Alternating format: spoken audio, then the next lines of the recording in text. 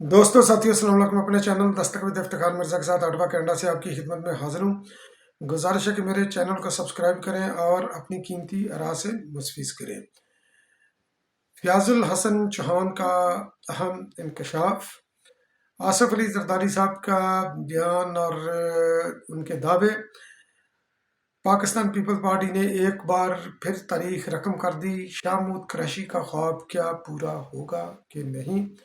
इमरान खान न्याजी के गिले शिकवे और एक बहुत बड़ी मुसीबत इमरान खान न्याजी के दरवाजे पर दस्तक दे रही है। तो इन तमाम पॉइंट्स को मैं डिस्कस करने की कोशिश करूंगा आज के इस वीलॉग में। तो सबसे पहले जिक्र करते हैं, पाकिस्तान पीपल्स पार्टी ने हमेशा तारीख रकम की है। मोहतरमा बेनज़ीर भुट्टो की सूरत में पाकिस्तान को, बल्कि आलम इस्लाम को पहली खातून सरबराह ममलकत दी, और उसके अलावा स्पीकर के अहदे पर भी खातून रहनुमा को मुकर्रर किया, फमीदा मिर्ज़ा को, जो कि इस वक्त पीटीआई में है, और वमन बैंक और वमन पुलिस स्टेशन वगैरह, और काफ़ी यानी कि पाकिस्तान पीपल्स पार्टी ने इस हवाले से पेशरफ्त की है। अपने पिछले दौर के अंदर उन्होंने एक लो कास्ट हिंदू कृष्णा कुमारी को सेनेट के अंदर पहुँचाया, और लाल दीन एक हिंदू थे, उनको भी सेनेट के अंदर उन्होंने पहुँचाया, और बहुत ही गरीब तबके से तल्लुक़ रखते थे।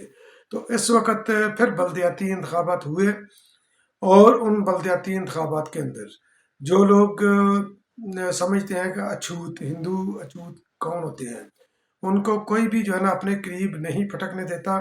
स्पेशली जो फंडामेंटलिस्ट हिंदू हैं, तो वो डिस्टेंस रखते हैं अछूतों से। तो पाकिस्तान पीपल्स पार्टी ने कमला बेल भाई को जो है ना वो एक तो नंबर 1 मुंतखब कराया, और दूसरा जो है ना उनको ज़िला कौंसिल का सदर भी बनाया, और साथ साथ उन्होंने सुमत्रा मंजानी को भी जो है ना एक अहम ओहदा दिया, वो भी लो कास्ट हिंदू से वो तल्लुक़ रखती हैं।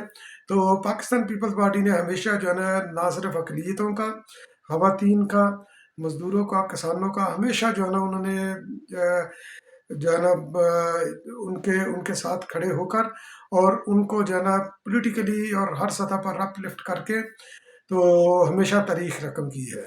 तो पाकिस्तान पीपल पार्टी के तारीख के साथ किसी भी सियासी पार्टी की तारीख कभी भी मैच नहीं कर सकती। आज तक तो नहीं की, तो आइंदा भी नहीं करेगी। तो शाह महमूद कुरैशी का बयान का ख्वाब वो पूरा होगा कि नहीं। शाह महमूद कुरैशी का ख्वाब क्या था? शाह महमूद कुरैशी का ख्वाब, इवन के जब वो पाकिस्तान पीपल्स पार्टी में भी थे, तो उस वक़्त भी उनका ख्वाब था कि मैं वज़ीर आज़म की अचकन पहनूँ, ताकि मैं वज़ारत उज़्मा पर विराजमान हो सकूँ।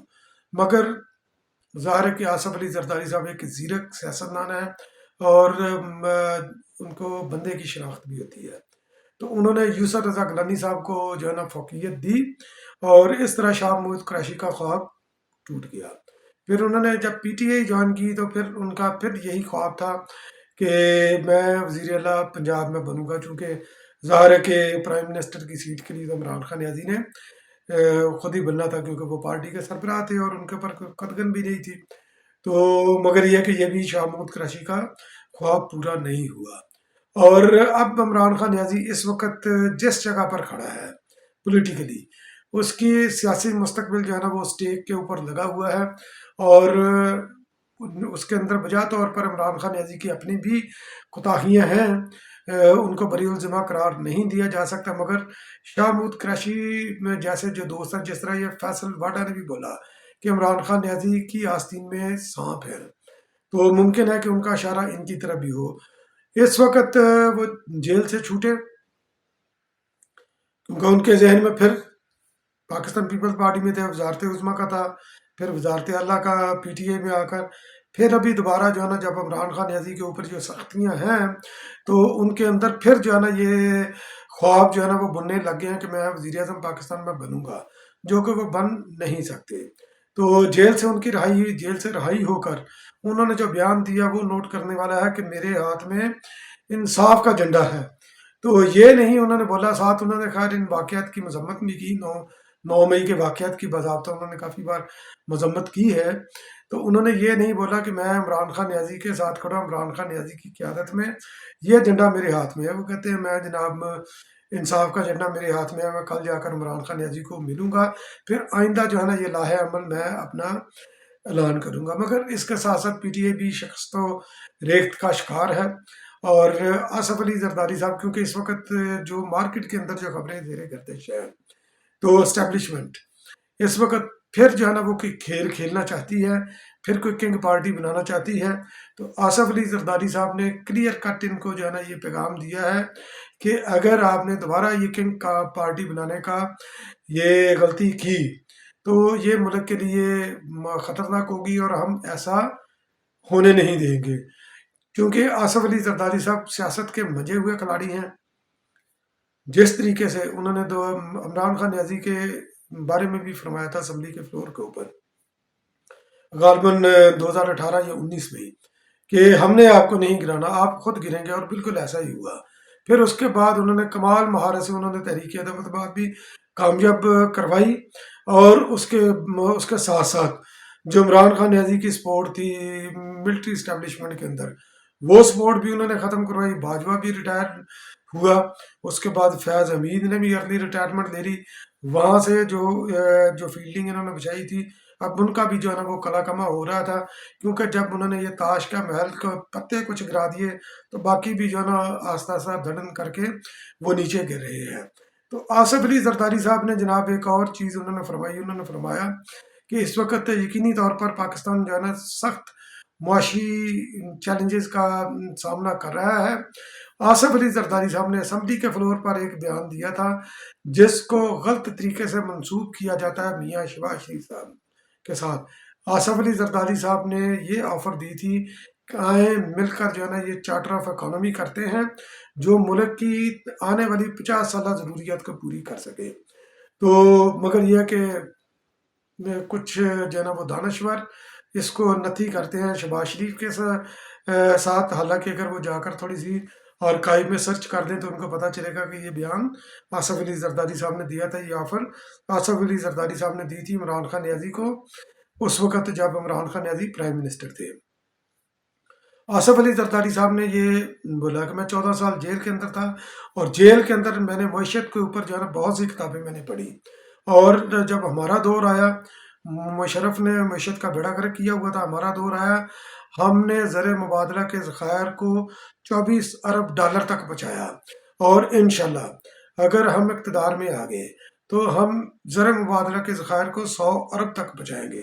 तो यकीनी तौर पर ये दावा वही बंदा कर सकता है जिसको ना सिर्फ जो है ना ये चैलेंजेस का पता हो, बल्कि उसके साथ साथ उसकी मईशत के ऊपर अपनी भी जो है ना वो ग्रिप उसकी मजबूत हो।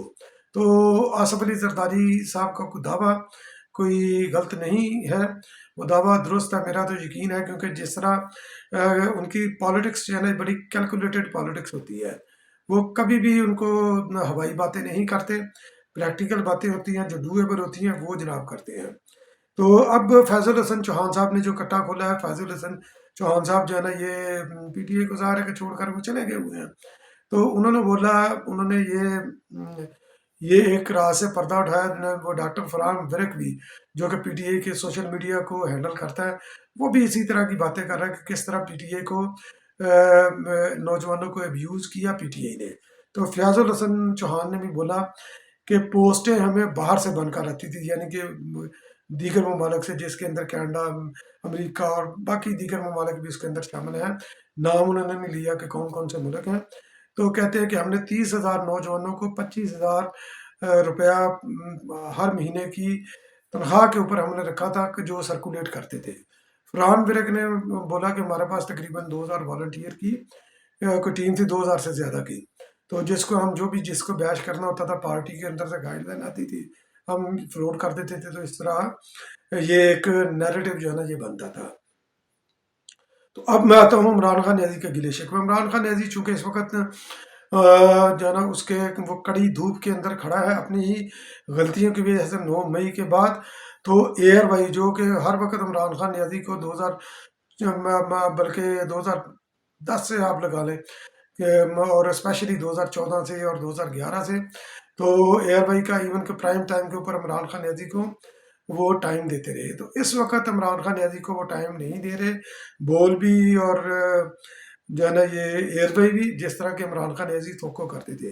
انہوں نے شکوہ کیا کہ اس وقت میرے اوپر سختی آئی ہوئی ہے، تو آپ نے بھی میرے سے جو ہے نا وہ دوری اختیار کر لی ہے.